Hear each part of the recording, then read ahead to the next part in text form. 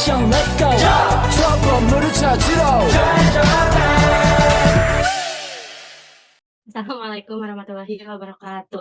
Waalaikumsalam warahmatullahi wabarakatuh. Bapak izin minta waktunya sebentar untuk wawancara Teknik Pendidikan, Ya, untuk memenuhi salah satu tugas mata kuliah Profesi Kependidikan, jurusan Pendidikan Matematika di Universitas Siliwangi. Eee, Menurut Pak Edi sebagai guru matematika ya, apa saja tugas utama yang harus diselesaikan oleh seorang guru di sekolah? tugas utama seorang guru di sekolah itu pertama mengajar, kemudian mendidik dan membimbing peserta didik. Lalu selain mengajar, apakah ada tugas tambahan? Ada itu misalkan selain mengajar itu seorang guru harus mempersiapkan administrasi yang akan digunakan nanti dalam pembelajaran supaya pembelajarannya bisa berlangsung dengan lebih baik dan lebih efektif sehingga nanti dalam pelaksanaan pembelajarannya lebih mudah diterima oleh peserta didik. Selain itu, tugas tambahannya itu misalkan dalam membimbing kegiatan ekstrakurikuler sesuai dengan ya kemampuan dari guru itu sendiri, misalkan yang kompeten dalam bidang olahraga, bidang seni, kemudian bidang-bidang lainnya sesuai dengan kemampuan guru itu sendiri. Kalau untuk administrasi yang disiapkan, contohnya seperti apa? Ya administrasinya kalau sekarang itu ada yang namanya modul ajar, kemudian selain itu juga harus mempersiapkan untuk evaluasinya supaya kita bisa mengukur sampai sejauh mana materi tersebut dapat dikuasai oleh siswa yang kita ajar tersebut. Bagaimana pembagian waktu antara mengajar, administrasi, dan tugas-tugas lainnya seperti yang tadi mengurus ekstrakurikuler? Ya kalau pembagian waktunya kita itu harus ya pandai-pandai membagi waktu, kapan kita harus mempersiapkan segala administrasi untuk membantu kelancaran pembelajaran tersebut, kemudian juga waktu untuk kita memberikan materi di kelas sesuai dengan jadwal yang sudah disediakan di sekolah, dan memberikan juga evaluasinya seperti tadi yang disebutkan, jadi supaya kita dapat mengukur sampai sejauh mana materi yang telah kita sampaikan bisa diserap oleh siswa. Menurut Ya, Bapak, apakah beban tugas yang diberikan kepada kami sudah sesuai? ya sudah sesuai dengan ya beban kerja guru itu misalkan yang tadi disebutkan mulai dari harus mempersiapkan Mengajar. administrasi, kemudian harus mengajar, membimbing siswa dalam kegiatan-kegiatan sekolah yang sudah biasa, misalkan dalam pembiasaan ekstrakurikuler, juga dalam kegiatan-kegiatan yang berkaitan dengan PHBI, PHBN, dan lain sebagainya. Jadi, itu merupakan beban guru yang sebenarnya cukup berat, tapi ya karena itu tugas dari seorang guru, ya mau tidak mau kita harus bisa melaksanakannya sesuai dengan ya yang dibebankan pada guru tugas-tugasnya itu. Apakah ada tantangan untuk menghadapi hal tersebut?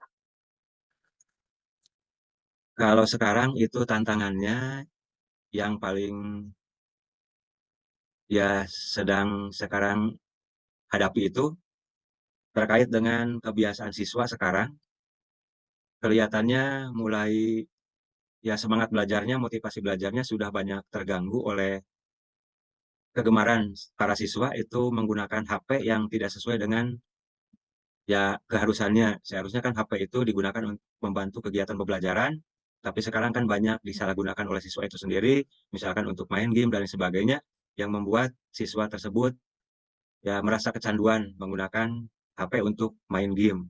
Jadi itu merupakan tantangan tersendiri bagi guru di masa sekarang ini dengan adanya ya maraknya penggunaan HP di lingkungan sekolah atau oleh anak-anak sekolah. Yang itu mengganggu sekali pada motivasi dan semangat belajar siswa untuk lebih giat lagi belajar seharusnya. Tapi karena ya siswa itu sekarang sudah banyak yang menggunakan HP tidak pada keharusannya, sehingga itu merupakan tantangan tersendiri bagi guru bagaimana caranya supaya ya siswa itu lebih mengutamakan belajar daripada menggunakan HP yang tidak pada tempatnya.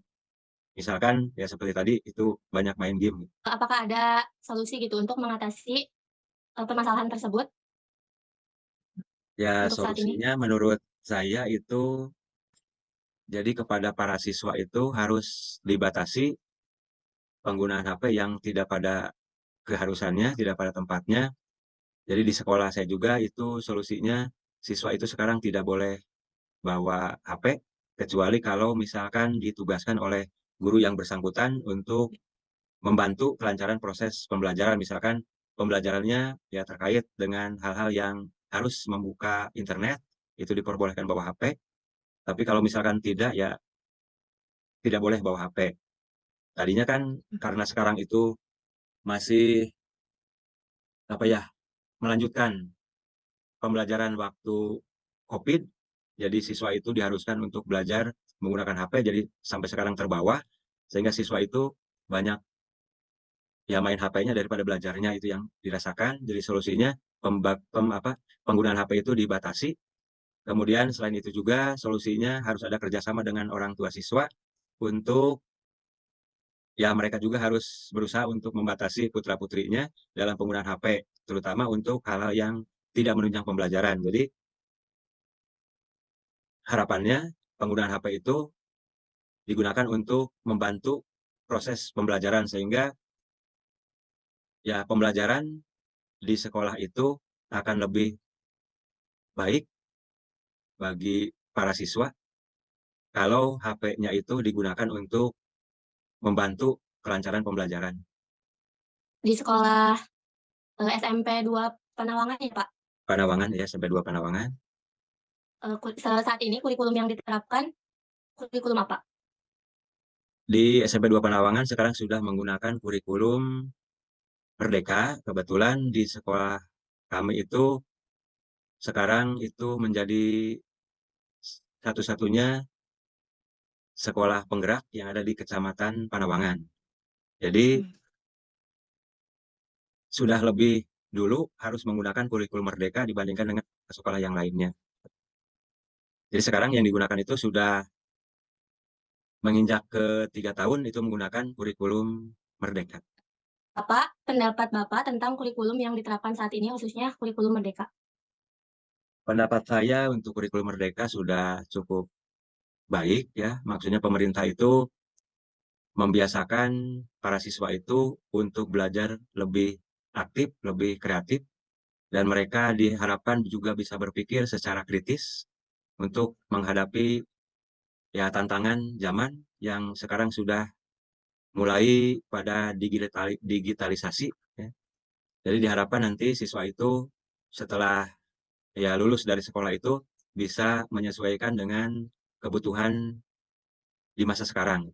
Jadi sudah bagus kurikulum Merdeka dibandingkan dengan kurikulum-kurikulum sebelumnya, walaupun itu sebenarnya merupakan kelanjutan dari kurikulum 2013. Jadi banyak hal-hal yang tadinya juga sudah diterapkan dalam kurikulum 2013, sekarang ya masih dipakai lagi dalam kurikulum Merdeka. Tapi sekarang itu kurikulum Merdeka sudah ya lebih bagus lagi daripada Lebih kurikulum 2013. Oke. 3 tahun ke belakang ya, apakah ada kendala dalam menerapkan kurikulum ini? Dan jika ada, bagaimana cara mengatasinya?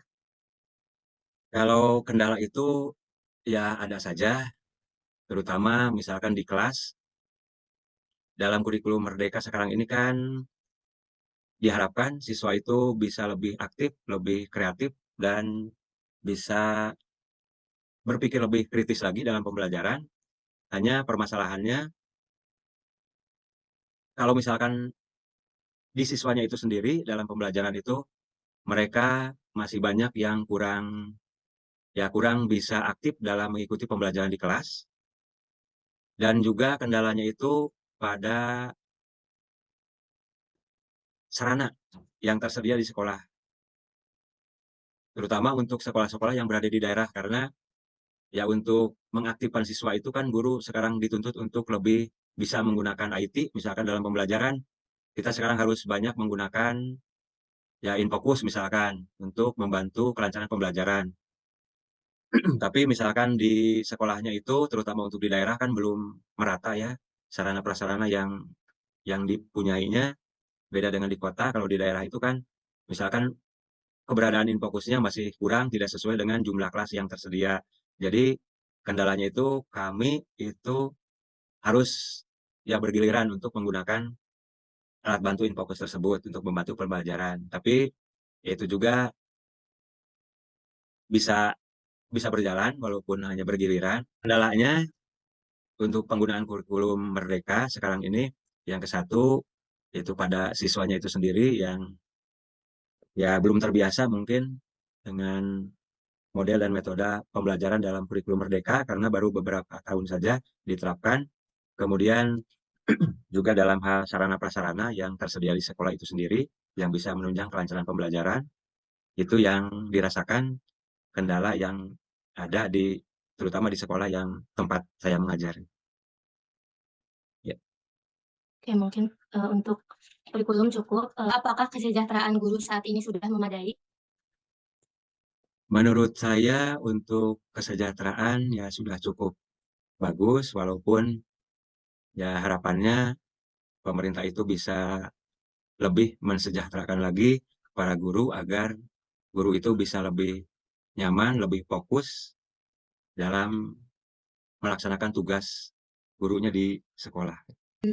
Apa harapan Bapak terhadap dunia pendidikan di masa depan atau di masa yang akan datang? Harapan saya tentang dunia pendidikan di masa yang akan datang itu mudah-mudahan pemerintah bisa lebih ya berusaha lebih agar pendidikan itu lebih baik lagi. Bagaimana caranya agar ya hasil dari pendidikan itu sendiri, terutama generasi muda, itu bisa ya lebih siap untuk diterjunkan ke masyarakat, untuk ya membantu kemajuan, perkembangan dunia pendidikan untuk masa yang akan datang. Nah, jika bisa mengubah atau, diberikan kesempatan untuk bisa mengubah satu hal dalam sistem pendidikan, apa yang ingin Bapak ubah? Kalau misalkan untuk mengubah sistem pendidikan yang sudah diprogramkan oleh pemerintah, mungkin itu sudah ya diatur dari sananya, tapi kalau misalkan ya usulan kalau bisa itu pemerintah tidak terlalu sering mengubah kurikulum, karena yang dirasakan itu kurikulum yang sebelumnya belum begitu belum begitu lancar diterapkan oleh guru terhadap siswanya. Nah, sudah datang lagi kurikulum yang baru yang sudah diterapkan oleh pemerintah. Dengan demikian otomatis ya banyak perubahan-perubahan sehingga guru itu harus bisa menyesuaikan lagi dengan kurikulum yang baru tersebut. Sehingga ya pasti cara pembelajaran terutama di kelas itu banyak berubah lagi dengan adanya kurikulum yang baru tersebut. Itu, ya. Untuk yang terakhir ya, Pak, kan guru-guru di Indonesia itu akan lanjut ke generasi-generasi seterusnya, yang mungkin yang sedang menempuh pendidikan sekarang gitu. Apakah ada pesan yang ingin Bapak sampaikan untuk, calon-calon guru di masa depan? Pesannya mungkin itu untuk calon guru yang nanti akan melanjutkan, guru-guru yang pensiun, yang purna bakti. Jadi, jadilah guru yang disenangi oleh peserta didik, guru yang dapat menjadi teladan bagi peserta didik, karena apabila guru tersebut tidak disenangi, tidak disukai, dan tidak jadi panutan untuk siswa-siswanya, maka otomatis apa yang kita sampaikan pada siswa itu tidak akan bisa diterima dengan baik oleh siswa tersebut. Karena ya kalau sudah didasari oleh rasa misalkan tidak suka, tidak senang terhadap seorang guru, biasanya siswa itu tidak punya motivasi untuk belajar.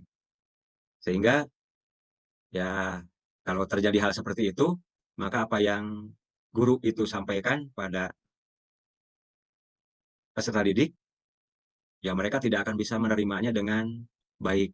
Jadi pesan saya untuk para calon guru, jadilah guru yang disenangi, dan jadilah panutan bagi mereka, supaya apa yang bisa kita berikan pada mereka, mereka juga bisa menerima apa yang kita berikan tersebut.